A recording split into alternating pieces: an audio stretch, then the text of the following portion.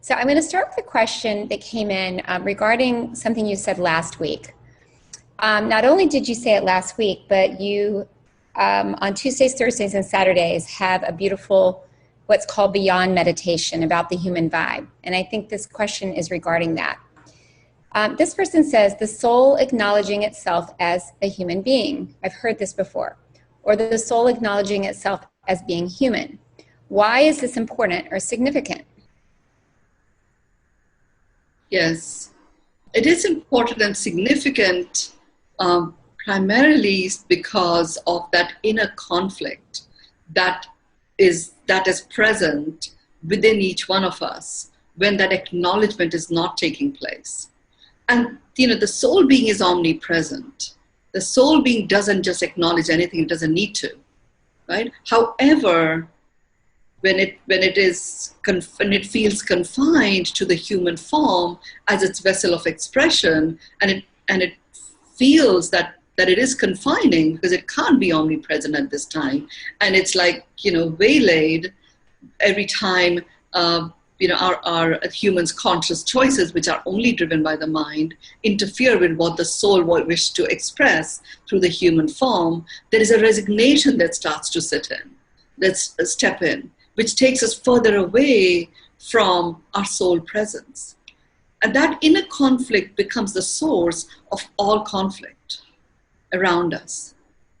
And as you know, Catherine, and many others who've done my work, and certainly there are many of you journeyers into miracles right here, you've heard me say that the universe is in service of us.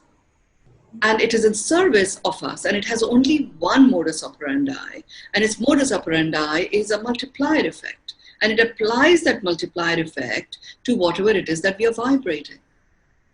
So when you are walking around with this deep-seated inner conflict, that is an undertone of everything.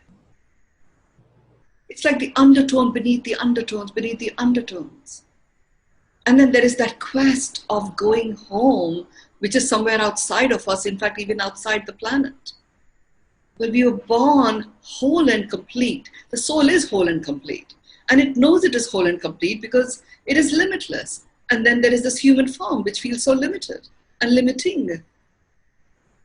And when the soul understands that it isn't that the human form is limiting, it is because the human form isn't in complete attunement of the innate vibration of being human as intended by the Creator. There is a disconnect there.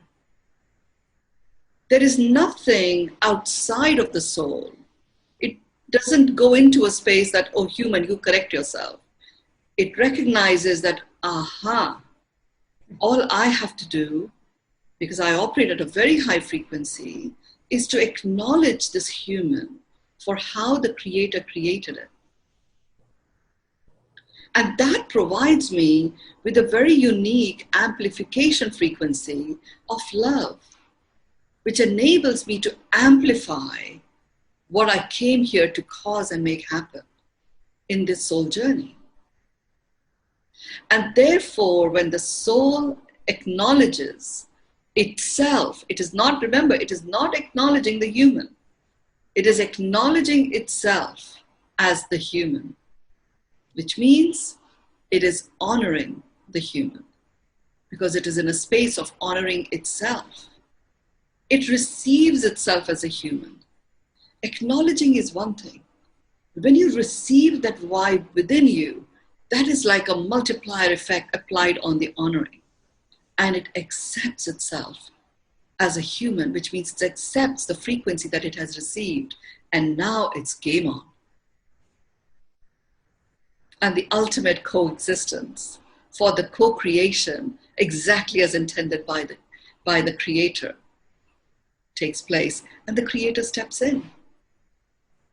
And hence it is important for that to occur. Thank you, Mynoo. And if anyone would like to personally experience what Mynoo is speaking about, we have a wonderful Tuesday, Thursday, Saturday opportunity with the Beyond Meditation sessions. So we're going to put that in the chat if you'd like a link. It's basically the same link that you're on now.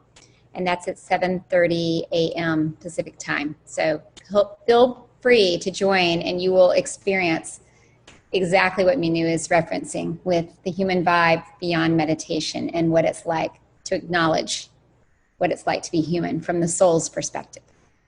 So we have a question that came in actually last week, and that was regarding this idea of contact tracing.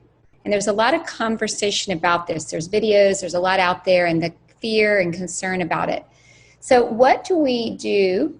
How do we co-create and cooperate using the 7 C's when we're faced with this idea of what's potentially happening to all of us?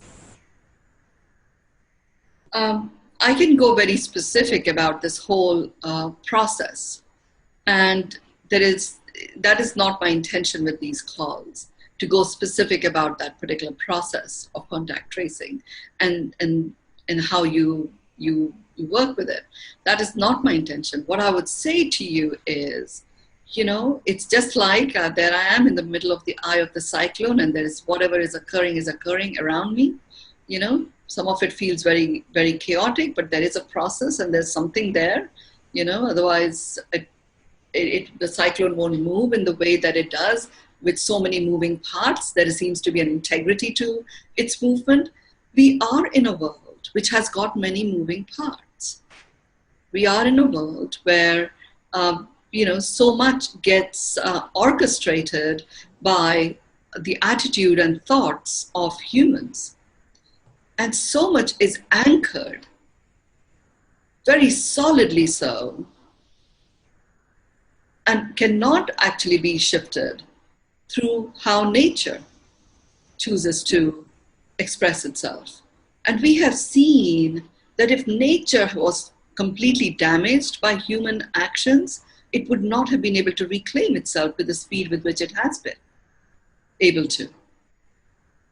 Things that were predicted by humans because they were choosing to manage the resurrection of the environment in a certain way, it was predicted that it would take several generations for certain things to be reclaimed and returned to the way they were meant to be. And this has happened very, very rapidly in a matter of days and a matter of weeks, right? So the thing to understand is that the isness of nature, where nature exists in its innate vibe, humans can try, and it lands up that we just tried, and we looked like we had damaged it. But it was a superficial fracture. Yes, we fractured it, absolutely. It wasn't damaged. So how do you use the journey into the 7 C's to react, respond, and work with situations like we are talking about here that can cause concern, that can cause anxiety about, oh my God, are we getting back to command and control? Well, if we fear it, we give energy to it, and, that's the experience you have. The journey into the 7 C's was all about you being able to get to a space of certainty. And the certainty of knowing that you choose what occurs in your world. And if each one of us chose what occurred in our world, and we operated with the vibe of collaborative co-creation, of coexistence, and celebrated, and doing so with very conscious and conscientious presence, completely knowing what is happening, but knowing the reality is what you choose. And it is your world that you can make choices in, as opposed to other worlds outside of us. And when you go into that space of choosing that, which gets you into a space of operates from your thriving instinct, as each one of our world starts to shift, our own vibrational frequency rises. Our holographic presence becomes so expansive that it starts to touch others. And even those who are not necessarily doing this work, it starts to have an impact on them. But there are sufficient of us here already, and there are more that are growing. with us showing up every Thursday. And there are others who are doing amazing work, facilitating this rise in enlightened frequency. So I would say, what you talked about, the process that you talked about, Catherine, and there are others that we will hear about, and we can get judgmental about it. We can become very opinionated about it. We can become deeply affected by it. All of that is real. I mean, it happens to me too. I just know to allow myself to feel the full-blown experience of what I'm feeling. If I'm experiencing upset because something has occurred, I don't necessarily watch news, but I don't have to. I just know it plays out for me. I get it at a vibrational level. So I allow myself to feel what I feel. I don't edit it. I allow it to come through in its raw form, knowing that, I am in my center. Having had that experience of the eye of the storm, I'm there in the eye of the storm, very present and presencing my presence as the creator, allows me to acknowledge exactly how I'm feeling, knowing that I am, once I have felt it, once I have acknowledged it, and I have honored it. And really what I'm doing is honoring my own self, rather than beating myself up about, oh my God, what have I done to deserve this? Or what have I done to experience this? Or why is it there in my field? It's there. So fine, it's there. And this is how I feel about it, right? And then I make a choice, a conscious choice of unconditionally accepting what is. That allows me to move forward in a way that I feel liberated. And each one of you can do that. Each one of you can do that. Allow yourself to do that. It is the attitude of humans operating from a space of a thriving instinct that is going to ensure that the planet remains regenerative. And that is what has already occurred. Saboteur forces may arise, and the saboteur energies may stare us in the face, but it's up to you to choose whether you allow them to come in and completely shake up and disintegrate your world, or you allow yourself to be where you are, going with the chaos, allowing the chaos to dissipate by itself.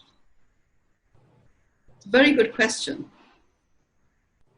Thank you, Mynoo. Thank you for that explanation. And there's quite a few questions around the subject of what we're all managing right now, and I would like to kind of consolidate those. The question is around your thoughts, Mynoo, around what's happening with racism, with violence. What can we each do ourselves to do more?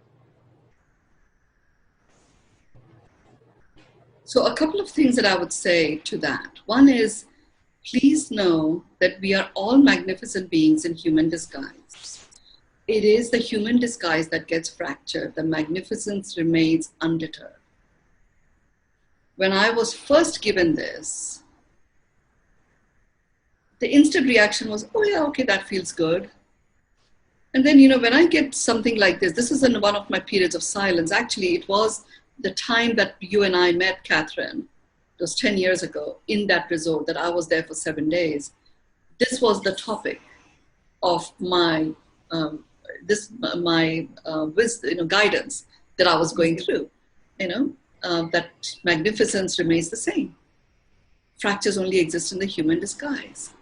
And I was like, seriously? I mean, you're telling me that someone who is a perpetrator of this very violent act, their magnificence is as good as my magnificence? How can that be? And you're seriously asking me to, embrace their fractured human disguise? How can I do that? When they've caused so much damage, to humans and to the environment. What I got shown is that then the next piece arrived, which is, listen, whatever you give energy to, you get more of. you know? So first get that we are all magnificent beings in human disguise. It is the human disguise that gets fractured. Now, allowing ourselves to unequivocally and unconditionally embrace that human disguise, the fractured in the fractures in the human disguise, within myself for judging that in others, and within the others that I'm feeling so judgmental about, allows me to dive into the magnificence of myself and that in others. Mm-hmm. And that brings forth a response that comes from magnificence. And if you allow yourself to remain in the fractured human disguise, it takes you away from your own magnificence, and all you feel is unsafe. You feel insecure. You feel fearful because you're in that disguise piece. You know, there is no solidity there. And then you land up literally giving energy to the fractures. So there's no room for the magnificence to shine through. So I totally get, and you know, some of you who've been on my calls before would have heard me say, I think I've talked about it in choice, I've talked about it in certainty as well. There will be heart-rendering situations that could just twist us completely inside out. And remember, it is in those moments that understand your role is to know that you are a magnificent being in human disguise, as are the perpetrators of what is happening, as is the victims of what has occurred. They too are magnificent beings in their own human disguises. And we are all right now experiencing and seeing the fractures play out. And if we give energy to the fractures, they multiply. The universe multiplies. It brings an amplification effect by applying a multiplier to that. I am not saying you condone it. I am not saying that. I'm saying you notice exactly how you feel, declare that intention, that this is surfacing to literally leave the orbit of the planet. And it's going to leave the orbit of the planet as long as we give energy to our own magnificence and that of others. And that happens when you unconditionally and unequivocally embrace your fractured human disguise and that in others. You dive into the magnificent space and you give energy to magnificence. And that is what the multiplier effect is applied to. And that is what, in a time collapse way, takes away conflict-infused separations, such as racism or ageism, or statusism, whatever it may be. They're all, the root cause is the same. It's an inner conflict. And therefore, what I'm doing here is, this is a practical way in which you can do it. So what I did, which actually led me to then I come out and speak, because for the 7 days, most of it I wasn't speaking. I was like so frozen by this whole idea that, somebody who's a perpetrator of such deep violence and hatred had anything magnificent in them. But when I understood that, oh gosh, if I give energy to the fractures, that's what multiplies, right, it was worthwhile taking action of embracing the fractured human disguise and diving into magnificence and then focusing and giving energy to that. And that is what is vibrationally going to transform the world.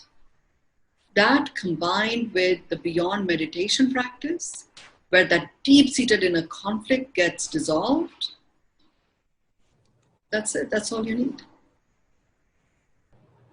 Thank you, Mynoo. Wow, that was quite inspirational.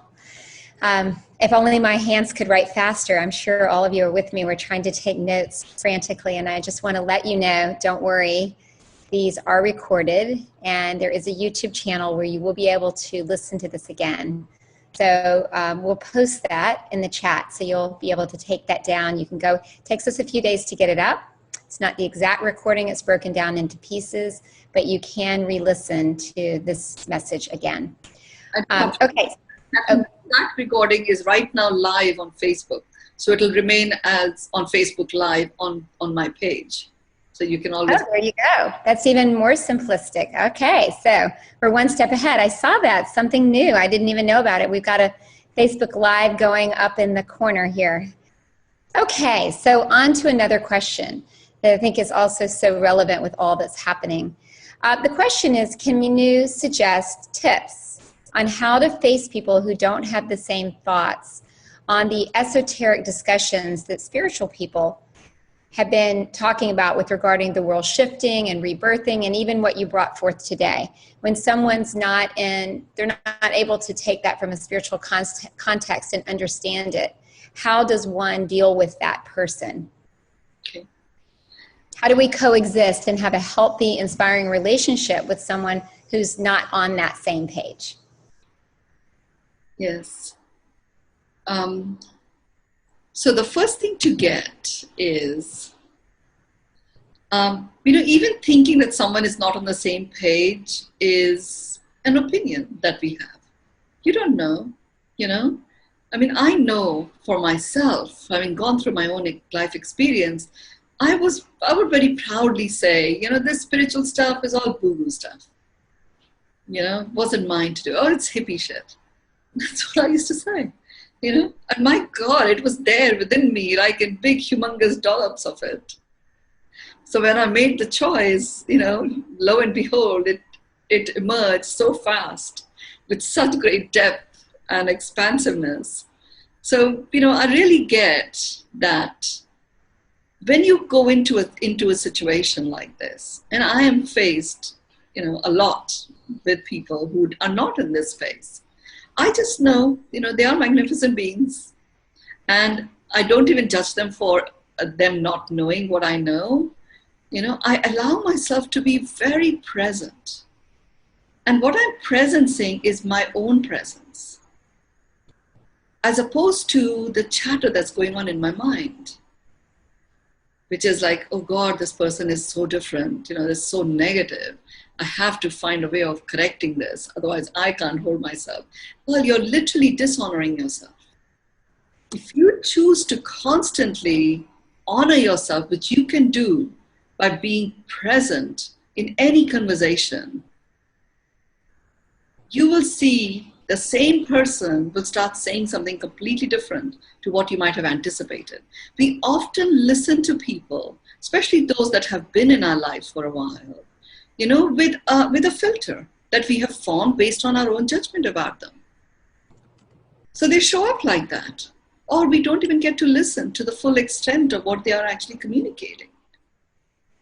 We have these listening filters, and again, some of you already know, when I talk about listening, we often listen through filters. But really, when you're listening to someone else through a filter, you're really listening to yourself through a filter. And when you listen to yourself through a filter, you're not honoring your own worthiness. And dignity is depleted. When dignity is depleted, you're feeling unsafe. You're feeling there's something to prove. You're feeling there's something to fix. And you direct that outside of you, and really there is nothing outside of you, there is only you. So don't even go there. Don't even go there. Just be very present. Allow them to be the way they are, and that's honoring them in their choice, and they will arise, they will rise. I remember when I began my journey, right? And I come from a very, slightly part of my family that was at least very spiritually awakened. And they, of course, started judging me. I mean, what the hell am I doing? Going to connect with who I am. And I'm from India. People come to India for that. And I'm not coming to India. I'm going to Bali. What the hell is Bali? What are you doing there? And then I go shave my head. It's like, what the hell's going on here? Why have you given up your corporate career to do that? so much judgment was there in my family. And then I started receiving downloads, and I want to share. And I start sharing with my family because I'm following guidance. My guidance says, go share with your family. And I remember my niece saying to me, Mynoo auntie, whatever you do, do not put your photograph on Facebook. We don't want to see you with your head shaved. And I just kept sharing. The whole family is in their magnificence now. And I was sharing just because I was guided to share, as opposed to they should know better, there is something for them to learn. No, they already know. I learn every day from my little grandson to my niece to whoever, even those that are not at all in this space, I learn something from them. So yeah, that's my answer. Yes, Sean. And yours is too. This is the smile being contagious. So true. And you know what, guys? You're supposed to be wearing face masks, right? So how do you have a contagious smile when people can't see you smiling? The only way your smile will be contagious when you're walking around in a mask or any other PPE gear is when you presence yourself.